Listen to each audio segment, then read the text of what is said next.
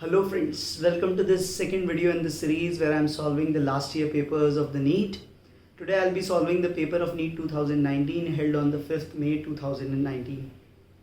The paper overall was very easy, and after seeing the reaction of the students that day, I predicted, you can see the screenshot I posted on my Facebook page, that the students are very happy with the paper but they won't be happy when the results will come, and that exactly happened when on 6 June the result came. All students got very high marks, and as a result you see the ranks versus marks analysis was distorted. There were approximately 15,000 rank was obtained at a marks of 575, which was a very safe score assumed previously for getting a good government seat in Rajasthan, but the student scoring 575 was not able to get a free seat in the government colleges in Rajasthan.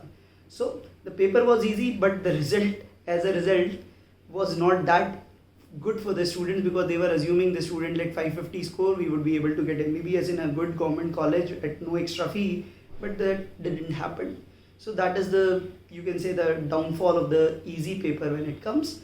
Coming about the physics, you can see the analysis coming up on the screen. There were 20 questions that I consider as easy, 21 were medium, one question I regard as should not be there in the exam, that was not a correct question to be asked, and 3 were tough. So you can make out what could be the score, but 130, 140 was a decent score that you should have got. Otherwise, there was no chance of getting a good government seat in a state like Rajasthan. So let's see what is in the paper. So let's begin. First question. This is the paper Q2 code I am taking. It was 136 as well. Physics of the last section. A hollow metal sphere of radius r is uniformly charged. The electric field due to the sphere at a distance r from the center is. So here, if I can make it out, let's say you all know what is the electric field due to a hollow sphere. If I draw it, let's say this is E variation with r is the distance from center. You know, inside all the points the field is 0. This field is 0 inside, and outside it is like a point charge, so it goes like this. So outside I know it is proportional to 1 by r square, maximum at the surface, which we write as kq by r square. So it is 0 as r increases for r less than r, okay, and decreases r increases for r greater than r. So that is the most appropriate option. This is what we can, so it is not increasing, it is decreasing for r greater than r. So it's an easy one to begin. Second, a force F is 20 plus 10y acts on a particle in y direction where F is in the Newton, y is in meter. Work done by this force to move the particle from y equal to 0 to y equal to 1 meter. So simply it's a variable force. You can directly say work done would be F dy from y initial to y final, that is 20 plus 10y dy. Limit will be from 0 to 1. It would be 20y plus 5y square. Limit will be from 0 to 1. So at 0 it would be 0. So it is 20 plus 1 plus 5 into 1 square. That comes out as 25 joules. So I'll go for option 2 here. Next. 6 similar bulbs are connected as shown in figure with a DC source of EMF E and 0 internal resistance, okay. The ratio of power consumed by the bulbs when all are glowing, and second in the situation when 2 from section A and 1 from section B are glowing, okay. So all are glowing, what we have here, we have connected them like that, okay. So no, it doesn't matter because the potential will be equally divided. So what we can have, this is 1 2 3 1 2 3, we can say these 3 are in parallel, these 3 are in parallel, and they will be in series. So basically what we have, this would be 3r and 3r by 2. So r equivalent I can make it out as r by 3 plus r by 3, that is going to be 2r by 3. So in the initial one the power would be E square upon r, that is 2r by 3. This is P in first case. Now in the second one, 2 from the section A, 1 from section B are glowing. So 2 from section A, where is the section A? 2 are glowing, and here only 1 is glowing, matlab 2 are not working, there 1 are not working. So what we are left with?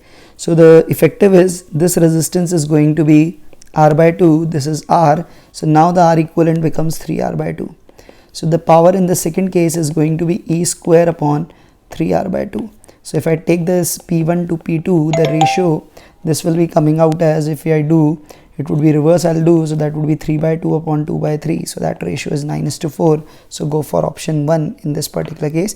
So it was a nice question. Be careful, don't do any mistake. Then you can sail it through. Next.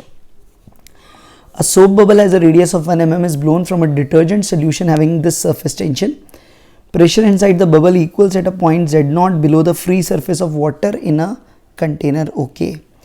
Taking G is 10, density is 10, the value of Z0 is. So what we say, the pressure inside. The pressure inside is equal at point Z0. So what we should know, the excess pressure inside is, because it is a soap bubble, it would be 4S by R, and that is equal to, let's say, rho Z, Z0. That is rho of the water. So what we are left with, we are searching for the point Z0. Z0 would be 4S upon rho of water into G into R. So surface tension of soap 2.5 into 10 to the power minus 2. Density is 10 to the power 3. G is 10. R is 1 mm, that is 10 to the power minus 3. So it goes. It becomes 4 into 2.5 is 10. So this is 10 into 10 to the power minus 2, 10 to the power minus 3 meters. It simply comes out as 10 to the power minus 2 meters, or you can write it as 1 centimeter. So you can say Z0 is 1 centimeter. So you can directly do this also. Which color of the light has the longest wavelength? This was perhaps the easiest one. You know this VIBGYOR, and you know there the lambda increases, here the frequency increases. So red has the maximum wavelength. We'll go for option 4, no doubt in this. Next. A body weighs 200 Newton on the surface of the earth. How much will it weigh halfway down to the earth's center? So again, you know the variation of G inside is something like that. It's linear. Outside it is 1 by R square. So we can say if this value is G at surface, so at halfway down at R by 2, this will become GS by 2. So directly we can go for this weight will become half of that at the surface. That will become 100 Newton. You can directly take option 3 here. Next. A small hole of cross-sectional 2 mm square is present near the bottom of a fully filled open tank of height 2 meter. Take G as 10, the rate of flow of water through the open hole. So rate of flow, that we can directly say, that is dV by dt, you write it as A into V.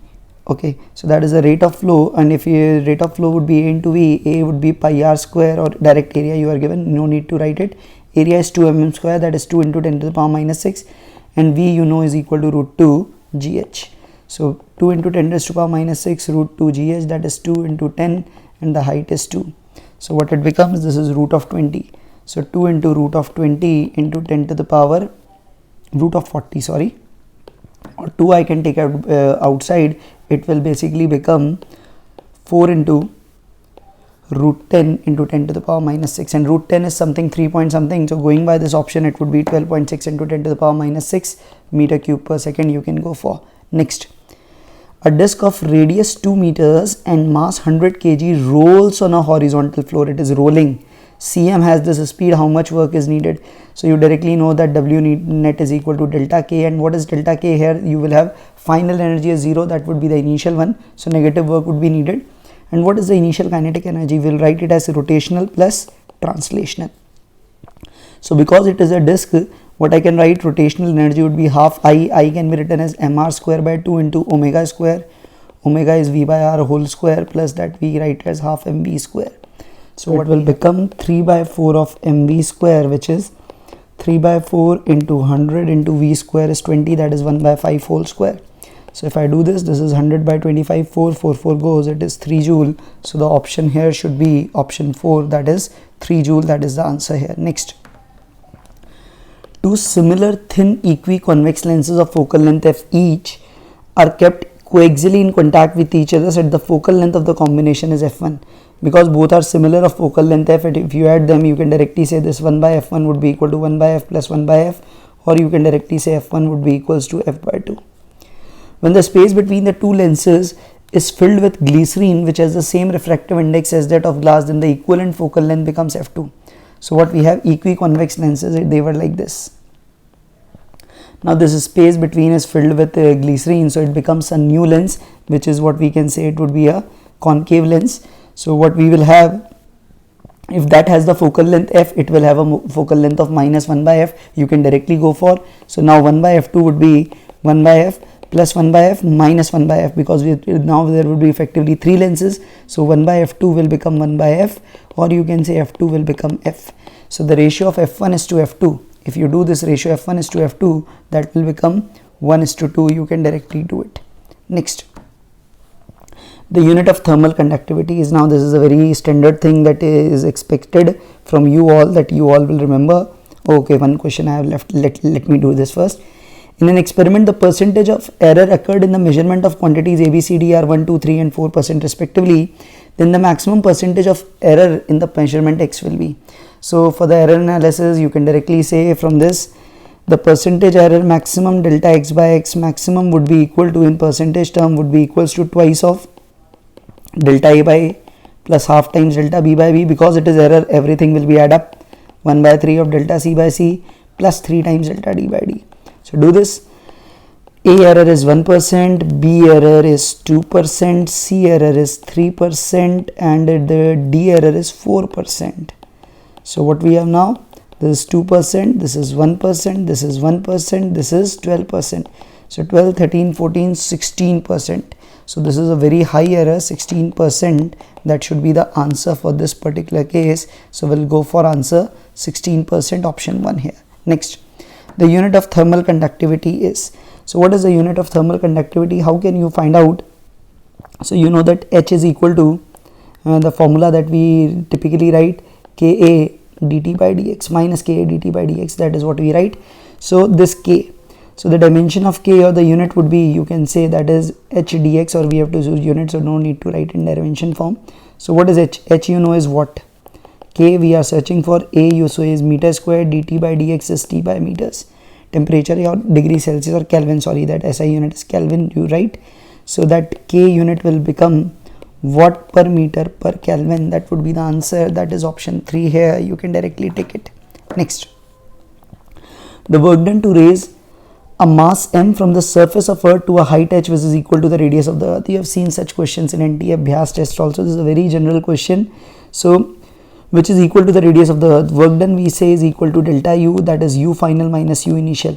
Now this H is equal to R. This is not a small height. You cannot write mgh. You have to write the complete formula minus gmm by R.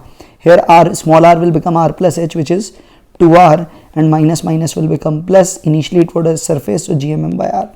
So it basically becomes plus gmm by 2R. So plus gmm by 2R, you can write it as gmmr upon 2R square, and this gm by r square is g at surface, which is small g you typically write, that is mgr by 2. So go for option 2, not mgr. It is not mgh. That is applicable only when the height is very very small as compared to the radius of the Earth. In which of the following process heat is neither absorbed nor released? You all know this is known as an adiabatic process. No heat transfer takes place. So that was the easiest one, I can say. 2 point charges A and B having plus Q minus Q are placed at certain distance apart, and the force between them is F. Okay, that would be attractive force. If 25% charge of A is transferred to B, then the force will be okay. So initially it was plus Q, it was minus Q, and let's say the gap is D.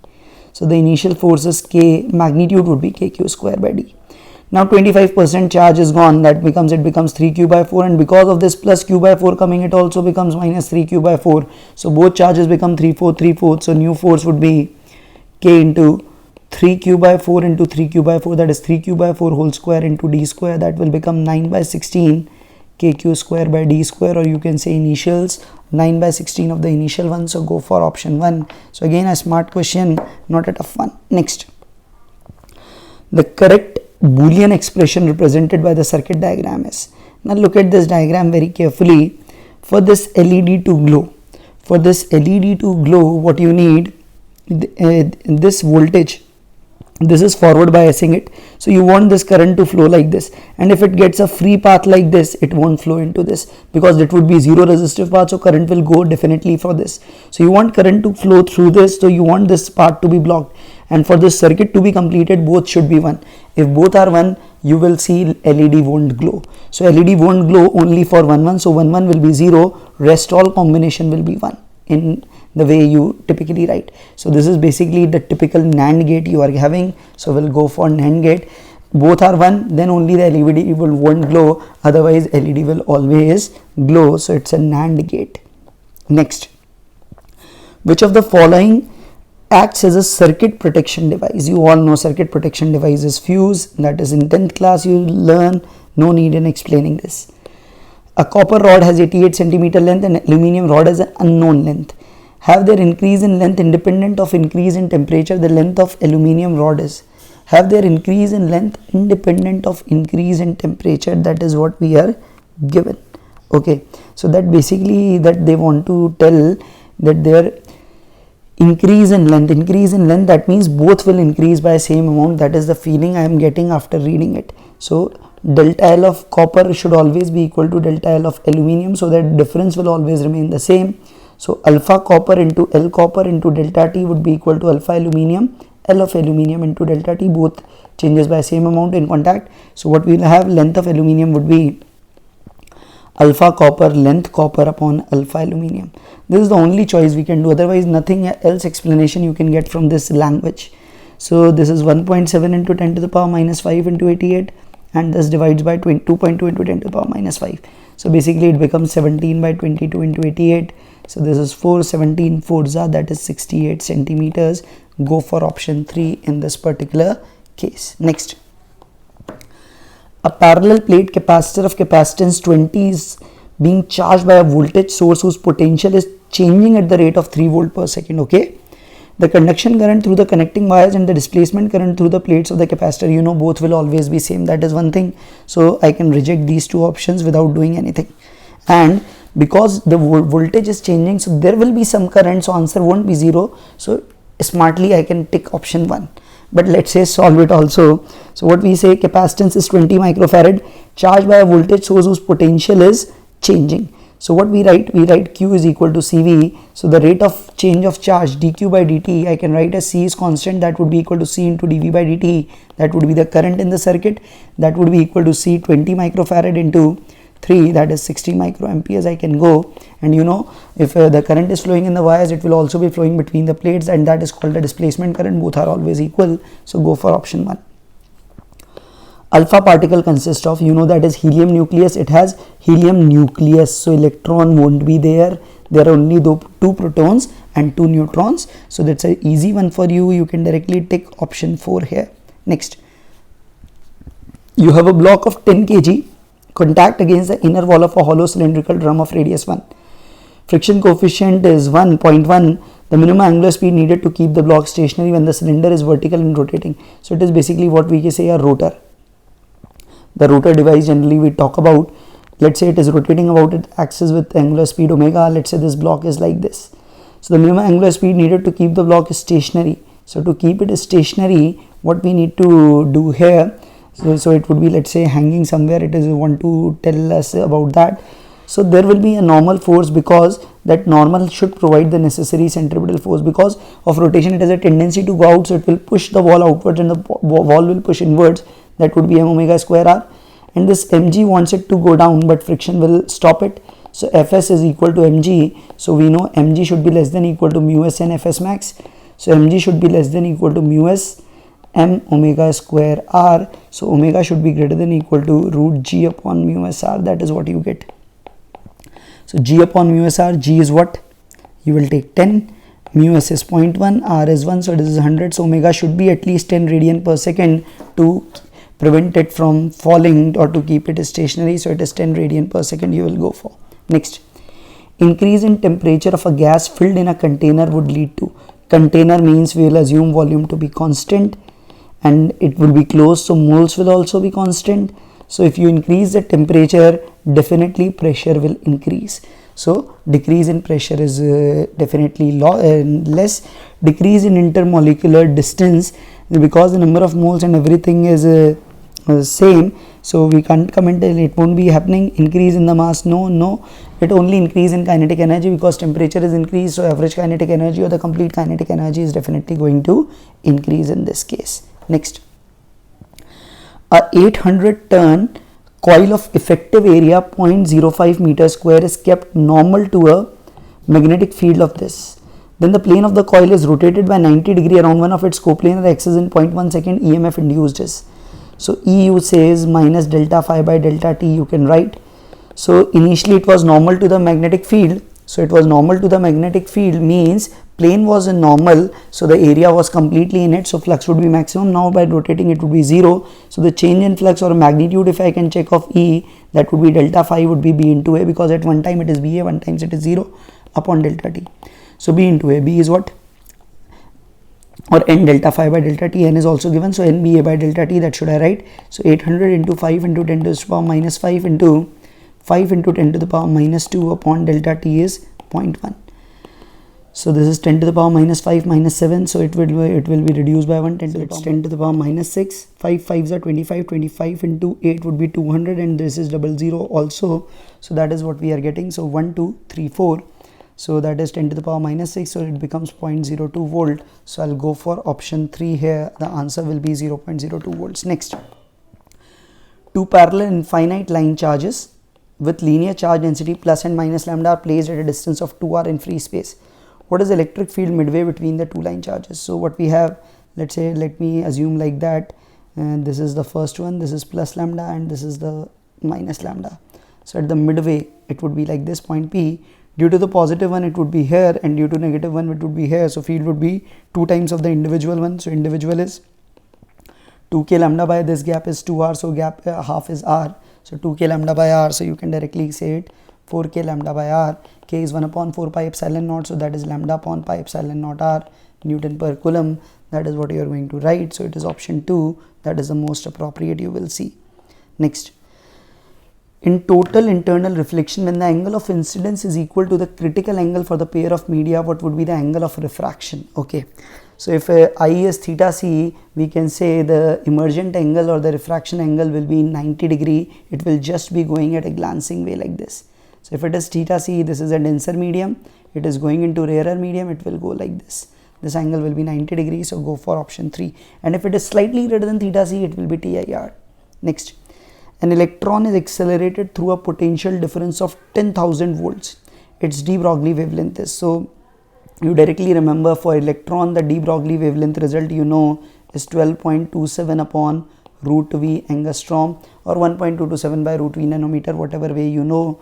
So 12.27 upon root of V, this is 10 to the power 4 root angstrom, so it is 10 to the power 2, so that is 0.12227 angstrom, or you can write it as 12.2 into 10 to the power minus 12 meters. That is the answer you will write. Next, you have a cylindrical conductor of radius r carrying a constant current. The plot of the magnitude of field with the distance d from the center of the conductor is correctly. So cylindrical conductor you are given is carrying a constant current. So we'll assume this is a solid conductor like a wire. So it is simply like the field of a wire. So field of the wire you know is proportional to r inside and inverse to r outside. So it is inside it would be proportional to r, outside it is inverse to r. So just check which of the plot is like this. No, this one is not, this one is not, this one is not. Only option 2 is correct. One would have been correct if it would have been a hollow conductor, but here the language suggests it should be solid one, so 2 is the most appropriate. Pick the wrong answer in context of the rainbow. The order of colors is reversed in the secondary rainbow. An observer can see a rainbow when his front is towards the sun. Rainbow is a combined effect of dispersion, refraction and reflection. When the light rays undergo 2 internal reflections in a water drop, a secondary rainbow is formed. So we know this is correct, this is correct, this is correct. So the wrong one is only when his front is towards the sun. This one is wrong, I can call it out.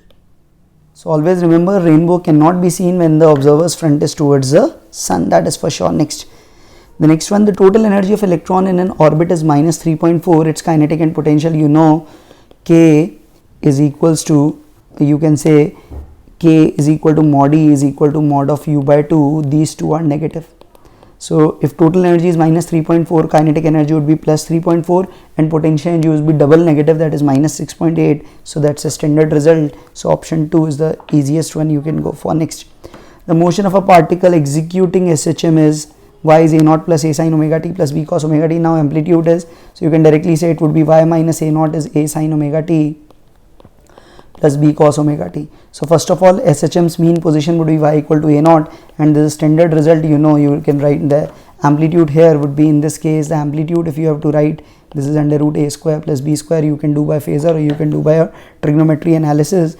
You can directly write it as root of a square plus b square into sine of omega t plus phi, where phi is tan inverse b by a that you write. So amplitude would be root a square plus b square. That's a very normal thing that you would generally do. Next, for a p-type semiconductor, which of the following statement is correct? Holes are the majority carrier, yes. Trivalent atom are the dopants, yes. So the first option is perfectly correct. No need to read others. You can read others also, but the first one is right. Which one of the following devices the eddy current effect is not used? Okay, so in which the eddy current effect is not used? Magnetic braking, that is used. Induction furnace, that is used. These two are you study in your NCERT. Now electromagnet, now it is tough to say what about electromagnet, but I am sure electric heater doesn't employ this. Electric heater is based on Joule's law of heating, so it could be 3. And finally the answer given by NTA was 2 or 3, both were taken as right, but electric heater was the obvious choice. You could without any doubt you can do that. Next, the speed of a swimmer in still water is 20, speed of river water is 10 and is flowing due east. If he is standing on the south bank and wishes to cross the river along the shortest path, the angle to which he should make the stroke. So for shortest path, you remember shortest path, let's say if a river is flowing like this, he should go like this with respect to river. So the velocity of river will add it and it will go like this. Shortest path is this one. So what you need this velocity of swimmer to be like that. So this is VSR and this is VR and this is added like this. So this is east, so it should be at, let's say, theta degree to the west he should flow, theta degree west he should flow. Then you can say theta degree west with respect, okay, with respect to north. Sorry, I'm not doing it right. Wait a minute, I have rubbed it. Okay, so this is not theta that I should take. I should take theta like this. This is theta towards west, I know. Now what I can make out from this, what value you know VSR and you know VR. So what is sine theta? Sine theta comes out as VR upon VSR. VR is 10, VSR is 20, that is 1 by 2. That means theta is 30 degree towards north of west. So that option is option 4 in this particular case, 30 degree north of west. So just remember, you have to remember only two cases, shortest time and shortest path. For shortest time, this VSR would be normal and VA it would have drifted. Here it would be no drift, but it would be the shortest path. Now, your block of mass M suspended by a long wire of length L. Length of the wire has now become L plus L because of this block. The elastic energy stored in the extended wire will be. What would be the energy stored in the wire? You need to remember. So you can directly write it as FL by 2 if you remember, or otherwise what we directly say, energy stored. Energy stored you directly write as half stress into strain into volume. That is what you write. Wait a minute. Half stress into strain into volume. That is what you write. Now, so what is energy stored? Stress. Stress would be, you can say, mg upon A. That is the force mg by A. Strain would be delta L upon L, and delta L upon L. Here I should write it as change in length, which is small l upon original length, and volume we take as the original volume A into L. So you do this becomes directly mg L by 2. Go for option 2 here. Next, in the circuit shown, the reading of the voltmeter and ammeters will be, okay, so just look at these figures. So this one and this one, what would be the readings of voltmeter and ammeter? So generally what we have, voltmeter is very high resistance, so if I take it to be ideal, so it is infinite resistance, so no current will be flowing through this. So effectively only the one loop is effective. So current read here is 1 ampere and the voltage it will read is 10 volt. Here, because of this infinite effect, no current flows here, so this 10 ohm addition won't make any effect. Still the loop is same, so the current would be 1 ampere and it will measure the difference between these 2 points. It still is going to be 10 volt. So both the readings are going to be same, because infinity plus 10 is also infinity. That is the logic you are going to employ for this case. Next, you have body A of mass 4m moving with speed u collides with another body of mass 2m at rest. Collision is head-on and elastic. After the collision, the fraction of energy lost by colliding body is, so it is elastic head-on collision, it is given. The fraction of energy lost by the colliding body is, you need to find out. So first of all, this is a 4m body moving with speed u and this 2m was at rest. Now because it is in elastic collision, let's say it is v1 and let's say it is v2. So first thing is 4m into u is equal to 4m into v1 plus 2m into v2. If you directly remember v1 v2 formula, you can apply. I am not using it because I am assuming you don't remember it. So this m goes, so you can write 2u is equal to 2v1 plus v2. This is the first equation. Second equation, what you will have, approach speed equal to separation speed. Separation is v2 minus v1, that is u. So this is how you can write. So v1 can be written as v2 minus u. This is the second equation. Now put v1 here. So 2u is 2v2 minus 2u plus v2. So what we have, 4u is equal to 3v2. So v2 comes out as 4u by 3. So now the energy lost by colliding body A, that is the energy transferred to the 2m body, that is half into 2m into its speed, would be 4u by 3 whole square divided by its original energy. Original energy is half 4m into u square. So this is what you are required. Half goes, mm goes, so u square goes. So this would be 1 by 2 and 4 by 3, that is 16 by 9, that comes out as 8 by 9. So 8 by 9 fraction of energy is lost. It is remaining only 1 by 9 with itself. Next, a particle going with velocity v is acted by three forces shown by the vector triangle PQR. So just this is the first force, this is second, and this is third. So from vector addition I can say that net force is 0, so velocity is going to remain constant. That is a quite easy application of your basic vectors. Next, radius end of circle, the period of revolution, initial position, sense of revolutions, everything is indicated. Okay, y projection of the radius vector of rotating particle p is, so first of all initially y is maximum, so it would be cos not sine, reject. Now so at t it should be cos t function, and what we know, after this time period is 4 seconds, so at 1 second it should become 0.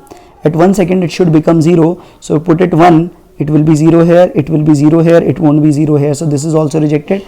Now out of these two, what I can make it out, here to here it should turn only 90 degrees, so it should be pi by 2 into 1 second, it should be pi by 2. Here it turns 3 by 2 seconds. So here I can say, even at if I, let's say, just guessing it, let's say at t equal to 1 by 3 second, at t equal to 1 by 3 second y is coming out to be 0, which is not right. So just by expressions you can do for option 3. That is one of the method I have employed intuitively. Otherwise you can directly write for the way you start, because you can take it like a projection is a this is y-axis, so you can, so it will go like this. So it would be SHM, it is starting from extreme, so it would be y equal to a cos omega t. So you can write it as 3 meters cos of omega, that is 2 pi by 4 into t. That would be the better method, but if you don't recall it, this is the Jugadu method that you can do. Next, you have a solid cylinder 2 kg 4 centimeters rotating out an axis at a RPM of 3. The torque required to stop after 2 pi revolution is, so what we have, omega naught is 3 RPM, you can write it as 6 pi by 60 radian per second or pi by 10 radian per second. A stop means final omega is 0 and the angle covered is 2 pi after 2 pi revolution, that is 2 pi revolution. Okay, 2 pi not angle, 2 pi revolution, that is 2 pi into 2 pi, that should be thing you should remember, it is 4 pi square. So I can find out alpha. How can I find out alpha? Alpha I can directly using the third equation. So 0 square is pi square by 100 plus 2 alpha into 4 pi square is 0. So alpha comes out as minus pi square will go, it will come out as minus 1 upon 800 radian per second square. So torque is I alpha, I would be 2 into, solid is r square by 2, that is 4 into 10 raised to power minus 2 square by 2 into 1 by 800. So it is going to be very, very small. What I am left with, 2 into 16 into 10 raised to power minus 4 upon, let's say, 1600. So 16 and 16 goes, so it would be 100 is left, just 100, write it like this. So it is 2 into 10 raised to power minus 6 Newton per meter. So a very, very small torque is needed, 2 into 10 raised to power minus 6 Newton meter. Next, two particles are moving in uniform circular motion in concentric circles of RA, RB with VA, VB. Their time period is same. That means 2 pi RA upon VA is equal to 2 pi RB upon VB. That is what we can write. Okay, so RA upon VA is equal to RB upon VB. Now what you require, angular speed is V by R, so V by R ratio is same, so answer is going to be 1:1. You can directly go for option 3, this is 1:1. Next, ionized hydrogen atom and alpha particles with same momenta enter normal to a constant magnetic field. The ratio of their radii is, so we know R is equal to mv or P upon QB. So what we have, they have same momenta, so R would be inverse to Q. Ionized hydrogen atom has plus E charge, it has plus 2E charge. So what we can say, R of hydrogen to R of alpha, that is inverse, so that would be 2:1. Go for option 4 here, it would be 2:1. Next, a mass M is attached to a thin wire and whirled in a vertical circle. The wire is most likely to break. You know, maximum tension is at the lowest point, so when the mass is at lowest point, the chances are max. Now next, 177. At a point A on the Earth's surface, the angle of dip is plus 25. At B, it is minus 25. We can interpret. Now, frankly speaking, there is no as such convention ki whether the northern hemisphere dipping down is positive or dipping up is negative. So this is not a convention. This question was actually not right. The NCERT doesn't say anything about it, and I remember I received many representation from students challenging this, because initially they came up with this answer and finally they gave this, which most of the institutes did. So generally, because the northern hemisphere, we say the most of the good scientists or the great scientists are from the northern hemisphere. So in the northern hemisphere, they have taken the dip angle to be positive, and the southern, that was opposite to that, that is taken as negative. That is the interpretation you can do, but it is not the right way. This question shouldn't have been asked, because there is no such convention. There are sources, some call this northern as positive, some call southern as positive, not standard convention. So this was the very wrong question asked in the exam, and this created a lot of headache even for me during that whole period when the answer keys were corrected and all. In a double slit experiment, when light of wavelength 400 nanometer was used, the angular width of the first minima on the screen placed 1 meter away was found to be 0.2 degree. What would be the angular width of the first minima if the entire apparatus is immersed in water? We can directly say that fringe width is proportional to lambda. So when dipped in water, lambda will decrease, lambda will become lambda upon 4 by 3. So that will also decrease, that will become 0.2 degree upon 4 by 3. That is 3 by 4 into 0.2 degree. That basically becomes 0.15 degrees. You can go for it. So that's a standard one. Next. When an object is shot from the bottom of a long smooth inclined plane capped at an angle 60 with the horizontal, it can travel a distance x1 along the plane. But when inclination is decreased to 30 degree and the same object is shot with same velocity, it can travel x2 distance, then x1 and x2 will be okay. This is what is being asked to you. So that is shot, what could be that? So it's shot from the bottom. It is shot like this, and it is, let's say, projected with some speed u, and it travels, let's say, some distance x. So let's say, let me call it theta. So first of all, you know, acceleration would be minus g sine theta. So I can say, just apply the third equation, velocity becomes 0. So 0 square is u square plus 2 minus g sine theta into x. So that x comes out as u square by 2g sine theta. So keeping all factors same, x is going to be inverse to sine theta. So what we will have, x1 upon x2 will be equal to sine of 30 to sine of 60. That you know is 1 by root 3, that is x1 by x2. So the ratio is 1 is to root 3. That is option 2 you can go for in this particular case. Next. Average velocity of a particle executing SHM in one complete vibration. Average speed would be interesting, but average velocity is net displacement in one revolution is 0. So it is going to be 0. So it was a very, very easy one for you. So this was the paper in 2019 which came. Please give your feedback how you liked it, so that I can make up my mind to solve more papers or not. Thank you.